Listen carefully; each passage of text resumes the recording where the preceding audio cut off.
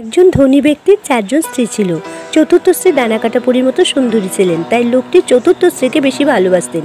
তৃতীয় স্ত্রীও সুন্দরী ছিলেন, তাকেও সে খুব ভালোবাসত। দ্বিতীয় স্ত্রী বুদ্ধিমতী ছিলেন, লোকটির ব্যবসা সামলাতো দ্বিতীয় স্ত্রী।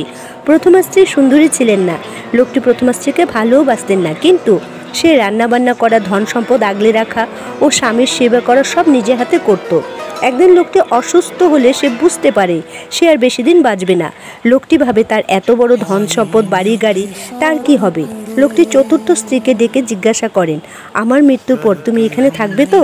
চতুর্থ স্ত্রী বলে, কখনোই নয়, আমার অল্প বয়স, আমি বিয়ে করব। তৃতীয় স্ত্রী বলে, আমি এখানে থেকে কি করব, আমি এখান থেকে চলে যাব। দ্বিতীয় স্ত্রী বলে, আমি শ্মশান পর্যন্ত যাব, তারপর নয়। প্রথম স্ত্রী বলে, আমি তোমার মৃত্যুর পরও সব কিছু দেখে শুনে আগলে রাখবো। বন্ধুরা, 4 নম্বর স্ত্রী হলো আমাদের শরীর, যে মৃত্যুর পর থাকে না। তৃতীয় স্ত্রী হলো ধন সম্পদ, যে মৃত্যুর পর অন্যদের হাতে চলে যায়। দ্বিতীয় স্ত্রী হলো আমাদের পরিবার, জীবদ্দশায় থাকলেও মৃত্যুর সাথে সাথে আপনজনকে ভুলে যায়।